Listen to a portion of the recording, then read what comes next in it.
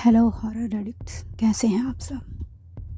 आज मैं फिर से हाजिर हूँ एक नई कहानी के साथ। एंजॉय। रात के अंधेरे में लिपटी हुई सुनसान सड़क पर रोहित मस्ती में गाने गुनगुनाते हुए गाड़ी चला रहा था। उसने हेडफोन्स लगाए हुए थे और उसकी गाड़ी हवा से बातें कर रही थी। अचानक रोहित को घुटन सी होने लगी। एसी ऑन था, फिर भी उसे घुटन हो रही थी, तो उसने एसी ऑफ करके गाड़ी के शीशे नीचे कर दिए और प्राकृतिक ठंडी हवा को अपने चेहरे पर महसूस करके उसे थोड़ी बहुत राहत मिली। चारों तरफ सन्नाटा फैला हुआ था और दूर दूर तक किसी भी इंसान का नामो निशान तक नहीं था। रह रहकर कभी दूर किसी कुत्ते की रोने की आवाज़ सुनाई दे जाती थी। अपनी धुन में मगन रोहित को इन सब का कुछ भी होश नहीं था। थोड़ी ही देर में डैशबोर्ड पर रखा रोहित का फ़ोन बज पड़ता है। कहाँ हो रोहित? मैं कब से तुम्हें फ़ोन कर रही हूँ और तुम होके जवाब ही नहीं दे रहे हैं। तुमने कहा था जल्दी लौट आओगे, अब तो आधी रात बीत चुकी, तुम अभी तक घर नहीं आए। रोहित की बीवी ने एक सांस में ही सारी बातें कह डाली। ओहो, तुम भी ना बिना बात के परेशान हो जाती हो।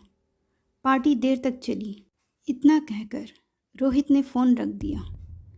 गाड़ी चलाते हुए रोहित को लगा कि सड़क के बीचों बीच कोई पड़ा हुआ है। उसने गाड़ी स्लो करके रोक दी और ध्यान से देखा तो वहाँ कोई नहीं था। उसने अपना वहम समझकर गाड़ी फिर स्टार्ट कर ली। अब वो पूरे ध्यान से गाड़ी चला रहा था। थोड़ी देर बाद रोहित को लगा जैसे रियर व्यू मिरर में उसने किसी को देखा, जैसे कोई बैक सीट में है। डर की एक लहर रोहित के पूरे बदन में दौड़ गई। रोहित ने डरते डरते पलट कर देखा, पर सीट खाली थी, कोई नहीं था। अब रोहित को अजीब सी फीलिंग होने लगी। उसकी हालत इस कदर ख़राब हो चुकी थी कि उसके हाथ कांप रहे थे। वो गाड़ी चलाने की हिम्मत भी नहीं कर पा रहा था और ना ही गाड़ी से बाहर निकलने की। रोहित ने गाड़ी के शीशे वापस चढ़ा लिए और गाड़ी स्टार्ट कर दी। अब वो जल्द से जल्द यहाँ से निकलकर घर पहुँच जाना चाहता था। कुछ दूर चलाने के बाद उसे सड़क पर कोई शख्स खड़ा हुआ दिखाई दिया। डर ने फिर से अपना शिकंजा कसना शुरू कर दिया। नज़दीक आने पर उसने देखा वो एक लड़की थी। उसे देखकर उसका मन बदल गया। उसने गाड़ी स्लो करके लड़की के पास रोक दी और शीशा नीचे करते हुए लड़की से बोला, मैडम, आप इतनी रात गए यहाँ अकेले क्या कर रही हैं? क्या मैं आपकी कोई मदद कर सकता हूँ? ब्लू कलर की skin fit jeans, red colour की क्रॉप टॉप, वाइट स्कार्फ डाले, कंधे तक लहराते रेशमी बाल, दूध के जैसा सफ़ेद गोरा रंग, तीखे नैन नक्श वाली वो लड़की मुस्कुराते हुए बोली, जी मेरी गाड़ी ख़राब हो गई है, क्या आप मुझे मेरे घर तक लिफ्ट दे सकते हैं? रोहित ने उस लड़की को ऊपर से नीचे तक गौर से देखा। वो बहुत खूबसूरत लग रही थी और हंसते हुए बोला, जी जी क्यों नहीं, पर आपकी गाड़ी कहाँ है? दिखाई नहीं दे रही। उस लड़की ने थोड़ा झेपते हुए कहा, अरे यहीं थोड़ा पीछे ही तो खड़ी की थी, शायद आपने ध्यान नहीं दिया। मैंने थोड़ी साइड करके लगाई थी। हाँ, शायद मेरा ध्यान नहीं गया होगा। आप आइए, बैठिए। कहते हुए रोहित ने गाड़ी का दरवाज़ा उसके लिए खोला और वो लड़की गाड़ी में बैठ जाती है। कहाँ जाना है आपको? रोहित ने कैजुअली पूछा। यहाँ से थोड़ा आगे जो पुरानी हवेली है वहीं। पुरानी हवेली का नाम सुनकर रोहित के होश उड़ गए। उसने आश्चर्य से लड़की की तरफ देखा और हकलाते हुए बोला, पुरानी हवेली तो सालों से बंद है, आप वहाँ क्यों जा रही हैं? सुनकर लड़की हंसते हुए बोली, बंद है नहीं थी, लास्ट वीक ही मैं कनाडा से वहाँ शिफ्ट हुई हूँ। ओह अच्छा, वैसे आपने अपना नाम नहीं बताया। मेरा नाम रोहित है। मेरा नाम जसमीत है, सब प्यार से जैस बुलाते हैं। रोहित ने बात आगे बढ़ाते हुए पूछा, आप इतनी रात गए इस सुनसान सड़क पर क्या कर रही हैं? मैं सिंगर हूँ और नाइट क्लब में सिंगिंग करती हूँ, कभी आइए आप भी सुनने के लिए। जी ज़रूर आऊँगा, अब आपसे पहचान हो गई है तो आना ही पड़ेगा। रोहित यूं ही इधर उधर की बातें करते हुए गाड़ी चला रहा था और कुछ ही देर में उसने गाड़ी पुरानी हवेली के आगे रोक दी। दोनों ने मुस्कुराकर एक दूसरे को देखा और जसमीत गाड़ी का दरवाज़ा खोलकर उतर गई। फिर थोड़ा झुककर कार की खिड़की से देखते हुए बोली, रोहित यहाँ तक आ ही गए हो तो अंदर चलो, चाय पी कर जाना। रोहित ने मना करते हुए कहा, आज नहीं, आज काफ़ी लेट हो गया है, बीवी घर पर परेशान हो रही होगी, मैं फिर कभी आऊँगा। जसमीत ने कहा, जैसी तुम्हारी इच्छा, और वह हवेली के अंदर चली गई।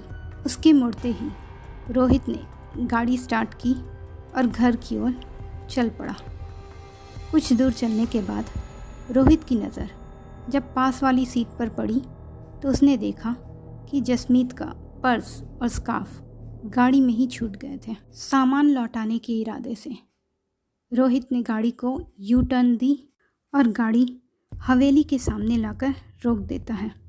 रोहित जसमीत का सामान हाथ में लेकर गाड़ी से उतरता है और हवेली की ओर बढ़ता है। वह हवेली देखने में बहुत बड़ी थी। रोहित धीरे धीरे उस हवेली की ओर अपने कदम बढ़ाता है। रोहित उस हवेली के दरवाजे के सामने पहुंचकर जैसे ही दरवाजे को छूता है, दरवाज़ा हल्के धक्के से अपने आप खुल जाता है। चारों तरफ इतनी शांति थी कि दरवाज़ा खुलने की आवाज़ साफ सुनाई दे रही थी। रोहित हवेली के अंदर रोशनी बहुत कम थी, जिससे साफ साफ कुछ भी दिखाई नहीं दे रहा था। रोहित हॉल में खड़ा था। दरवाजे के सामने सीढ़ियाँ थी। वह सीढ़ियाँ शायद हवेली के ऊपरी मंजिल को जाती होंगी। यह सोचकर रोहित उन सीढ़ियों की ओर आगे बढ़ता है। रोहित ने कुछ एक दो ही सीढ़ियाँ चढ़ी होंगी कि तभी रोहित को ऐसा लगा जैसे कोई उसके पीछे से भागा हो। रोहित ने एकदम से पीछे मुड़कर देखा, पर पीछे कोई नहीं था। रोहित अपना वहम समझकर वापस सीढ़ियाँ चढ़ने लगा। रोहित सीढ़ियाँ चढ़ ही रहा था कि अचानक उसे लगा जैसे सामने से कोई परछाई तेज़ी से उसकी तरफ आ रही है। यह देखकर रोहित पूरी तरह से घबरा गया और घबराने की वजह से उसके पैर लड़खड़ा गए और वह सीढ़ियों से नीचे गिर पड़ा। सीढ़ियों से गिरने के कारण उसके घुटने में काफ़ी चोट आ गई और खून भी बहने लगा। रोहित चोट की परवाह ना करते हुए फिर से खड़ा हुआ और तेज़ी से हवेली के बाहर भागने की कोशिश करने लगा। जैसे ही वह दरवाजे तक पहुंचा, दरवाज़ा एकदम से अपने आप बंद हो गया और रोहित अपने आप को लाचार महसूस करने लगा। रोहित की धड़कनें काफ़ी तेज़ हो गई थी। उसकी सांसें भी तेज़ तेज़ चल रही थी।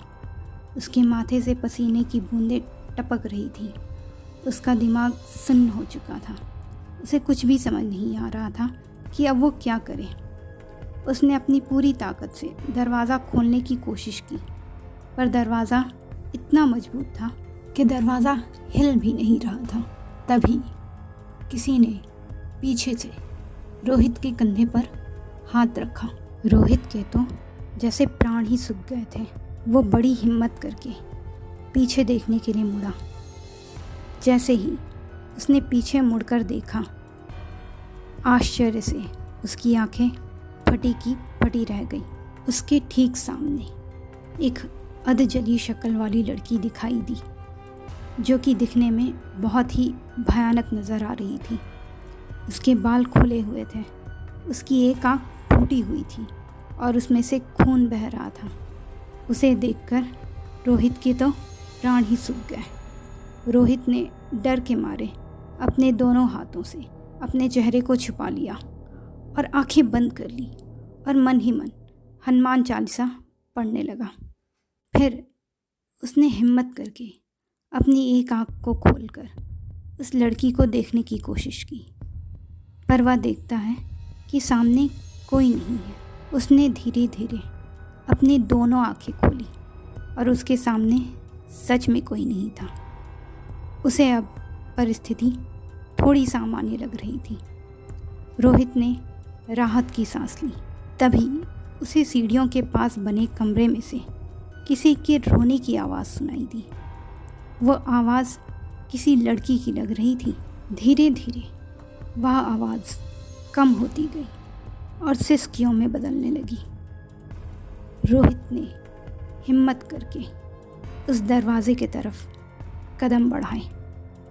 रोहित ने उस कमरे के दरवाजे पर पहुंचकर उसे एक हाथ से हल्का सा धक्का दिया, जिससे वो दरवाज़ा आवाज़ करता हुआ खुल गया। अब उस कमरे से रोने की आवाज़ आना बंद हो चुकी थी और चारों तरफ सन्नाटा होने के कारण दरवाजे के खुलने की आवाज़ ही सुनाई दे रही थी। रोहित ने दरवाजे पर ही खड़े होकर उस कमरे में नज़रें घुमाकर चारों तरफ देखा, परंतु उसे उस कमरे में कोई नहीं दिखा। रोहित की धड़कन इतनी तेज़ चल रही थी कि उसे अपनी धड़कनों की आवाज़ साफ सुनाई दे रही थी। रोहित ने धीरे धीरे कमरे के अंदर अपने कदम बढ़ाने शुरू कर दिए। वह कमरा देखने में काफ़ी बड़ा और आलीशान नज़र आ रहा था। उस कमरे में रखा हर सामान बेहद कीमती लग रहा था। रोहित अब उस कमरे के बीचों बीच खड़ा था कि अचानक उस कमरे की अलमारी के दरवाजे से खट खट की आवाज़ आना शुरू हो गई, जैसे कोई उस दरवाजे को पीट रहा हो। रोहित ने धीमे कदमों से उस अलमारी की तरफ अपने कदम बढ़ाए और उस अलमारी के दरवाजे को एक झटके से खोल दिया, पर वो अलमारी खाली थी। वहाँ एक डायरी के अलावा कुछ नहीं था। रोहित ने उस डायरी को वहाँ से उठा लिया और अलमारी को फिर से बंद करके रूम से वापस बाहर जाने लगा, तो उसे अचानक फिर किसी के भागने की आहट सुनाई दी। रोहित ने एक पल की भी देरी ना करते हुए जल्दी से कमरे से बाहर आया और डायरी हाथ में लिए वह सीढ़ियाँ उतरने लगा। सीढ़ियाँ उतरकर वह दरवाजे के पास पहुंचा ही था कि उसे लगा कि पीछे से उसे किसी ने धक्का दिया और रोहित मुंह के बल फर्श पर नीचे गिर पड़ा। वो डायरी उसके हाथ से छिटक कर दूर फर्श पर जा गिरी। उसे ऐसा लगा जैसे किसी ने उसके पैर को पकड़ा हो, और यह सब इतना जल्दी हुआ कि रोहित को संभलने का मौका ही नहीं मिला। कोई उसके पैर को पकड़कर तेज़ी से घसीटता हुआ ले जा रहा था। रोहित ने खुद को रोकने की कोशिश की और पास पड़े सोफे को पकड़ने की कोशिश की, परंतु वो नाकाम रहा। अब रोहित घसीटता हुआ वापस उसी कमरे में पहुंच रहा था। उसके घुटने छिल चुके थे। रोहित उस कमरे के दरवाजे के पास पहुंच चुका था। अब उसका घसीटना बंद हो चुका था। रोहित वहां से खड़े होने की कोशिश करने लगा कि अचानक पास रखी कुर्सी अपने आप हवा में उड़ती हुई उस पर वार करने लगी। उस कुर्सी को अपनी तरफ आता देखकर रोहित ने दोनों हाथ अपने फेस के आगे कर लिए। अचानक उस कमरे की दीवार पर लगी घड़ी में से टिक टिक की आवाज़ आई। रोहित ने अपने चेहरे पर से हाथों को हटाकर उस घड़ी की तरफ देखा। घड़ी में सुबह के 4 बज रहे थे। वह कुर्सी जो रोहित की तरफ आ रही थी अब एक तरफ रखी हुई थी, जैसे वहाँ से कभी हिली ही नहीं। अब परिस्थितियाँ बिल्कुल सामान्य हो चुकी थी। रोहित वहाँ से खड़ा हुआ और कमरे से बाहर उस बंगले के हॉल में आया। अब उस हॉल में चारों तरफ लाइट जलने की वजह से रोशनी थी। रोहित समझ गया कि सुबह के 4 बजने पर ब्रह्म मुहूर्त का समय होने की वजह से परिस्थितियाँ सामान्य हो चुकी हैं। अब वह इस हवेली से बाहर जा सकता है। रोहित तेज कदमों से हवेली से बाहर निकलने वाले दरवाजे की तरफ बढ़ा। अब दरवाज़ा अपने आप खुल गया था, लॉक नहीं था। रोहित तेज़ कदमों से हवेली के बाहर सड़क पर खड़ी अपनी गाड़ी की तरफ पहुंच जाता है। गाड़ी में बैठकर जैसे ही वह गाड़ी का दरवाज़ा बंद कर रहा होता है, उसकी नज़र हवेली पर फिर से जाती है। उस हवेली का दरवाज़ा अब एक औरत बंद कर रही होती है। तो मित्रों, कैसी लगी आपको ये स्टोरी? अपनी राय